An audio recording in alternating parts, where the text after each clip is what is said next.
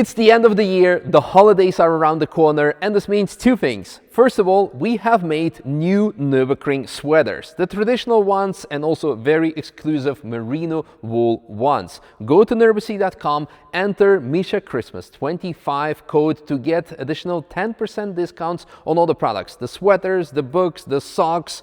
What else do we have? Some more will be added actually soon. We're going to be having calendars. But for that, subscribe, stay tuned, and most importantly, enjoy the content. Toyota GT-86. I wouldn't say my journey at the Nürburgring began with those cars, but when I moved here in 2015, those cars were highly popular. They more or less kind of just came out, and the first company that I was working for had 3 or 4 of them in the first year. In the second year, just 1, because they were very tail happy and very crashable. Because although they don't have enough power with just 200 horsepower, the chassis is fantastic, but the stock traction control is just undrivable. So you need to switch it off, and then all of a sudden, yeah, you realize you're not a drift king, and then yeah, the barrier comes, and that's it. Anyway, that aside, the biggest thing about these cars being the best handling car, they're also known for being the most frustrating cars when it comes to having the handling, the power, because the stock FA20 engine, I think it's FA20, is it FA20? FA20 produces just 200 horsepower and minus torque. So it's actually non-existent. It's the modern day Honda, minus 10 years ago, of course. So having said that, the best thing that you can do is, for start with, you can do a shorter final drive, but this car has a supercharger. Correct. Yeah, from HKS, I guess, yes, judging by the big stickers on it. Can we have a look at it, please? Can you open the bonnet? While you do that, I'm gonna show what we have here. We have a Stop Deck big brake kit. It has Stop Deck pads, which are for the street good, for the track not that great. I would say you can go for something bitier, but it was good enough for this situation. We have Lankan S2R tires, so also quite alright. And then of course underneath we have the Toyota/Subaru Boxer engine with this whole HKS GT2 supercharger. So unlike the Porsche GT2, the previous or the current outgoing GT2 with 700 horsepower, this one has 280, right? So just 80 horsepower more, but actually that's all the car needs or needed to be fantastic from the stock, and that was fabulous. Do you know the torque numbers roughly? Actually, I don't. Yeah, but doesn't matter, because it was good, perfect. And the best thing about it is we can see already like some oil stuff here, the 710 cap, if you look at this way, or it is an oil cap. The car has oil cooler, and on a hot day as today, because it showed that outside is 36 degrees, I highly doubt it, but close to 30 or slightly above it could be. Regardless, the car performed fantastic, didn't drop in power. The oil temperature at the end of the lap was 120, so it's good. Aside from that, we have BC Racing coilovers, we have some strut bars, we have some other mods. There's some support mods on the rear. Yeah, but not entirely sure. Yeah, nothing. Yeah, nothing crazy, nothing much, but fantastic. Like another downside of this car, at least back in the days, while I'm looking at Dutch plates, they were extremely expensive. Yeah. I think new they were maybe like, well, back then before the crisis, before 2010 or so, they were like 40,000 euros new. Yeah, and basically twice as much as you would pay for them in Germany. It's a similar story like it is now with GR86. Anyway, we start talking too much nonsense, irrelevant, because this is a driving channel. You want to see us drive probably, and it's also getting loud behind me. So thank you very much for this lap. I hope you had fun. I had a lot of fun. Yeah, me too. And you guys enjoyed the lap. It was very nice, very nice, very nice. All right, after an evening hour of traffic jamming, we made it to the track. So it's been many years that I've driven a GT-86 actually. Well, they are known to be very tail happy already in stock form, so let alone with extra power, so it should be fun.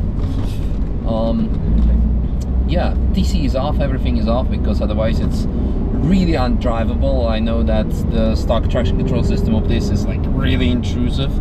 So you need to drive, well, either sport, but even sport is still kind of like so yeah. So we're just gonna have fun, warm up those tires and see.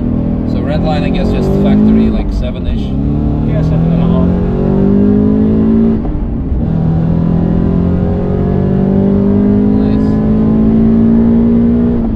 Like it has now exactly the power that the car should have had from factory. Yeah, I think so too.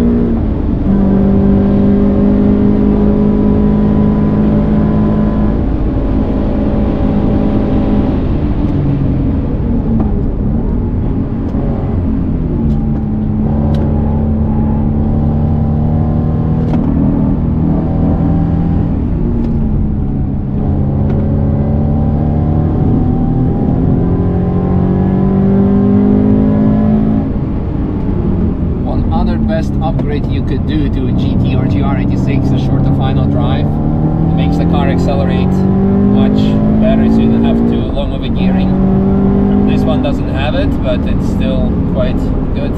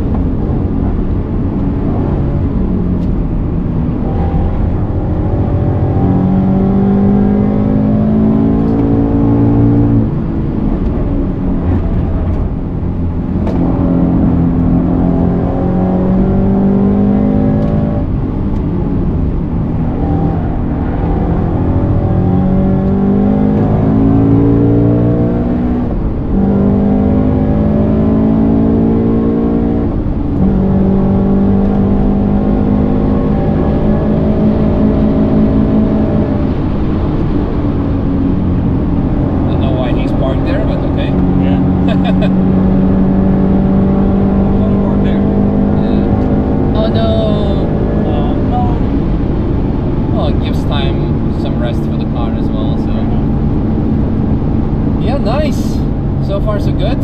Like I said, exactly the power that it needed.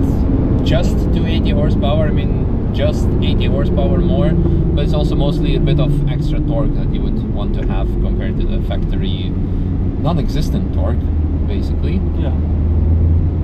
So yeah. He already, I guess we're done. Oh, we're done.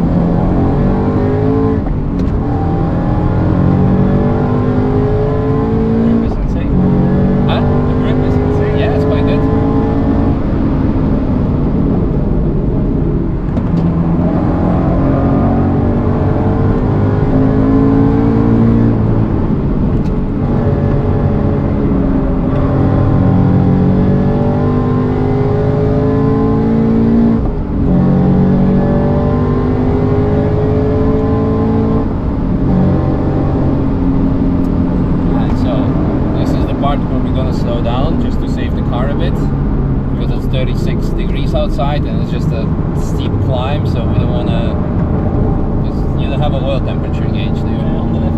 And there is, oh, it's not bad, it's 114. It's pretty cool. Actually. You can just go. Okay, well,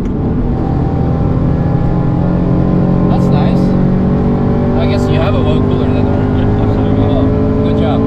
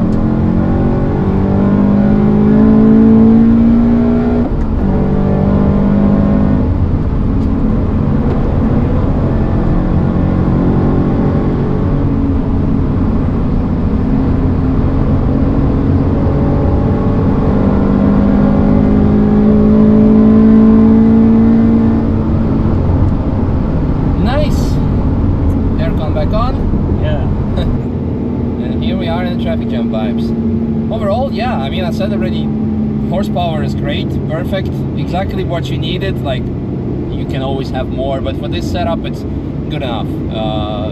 Because NS2Rs is of course like semi-slick, but it's not the grippiest one. But it was still good, because it was actually good because you could play around, I would say, if you wanted to, like some lift off oversteer here and there. And yeah, so yeah, I would prefer a bit grippier brake pads as well. Yeah, more bite. I can imagine. But overall, yeah, quite nice. Oh, nice to hear. Thanks. Yeah, so thanks for the lap. You too, man. Yeah.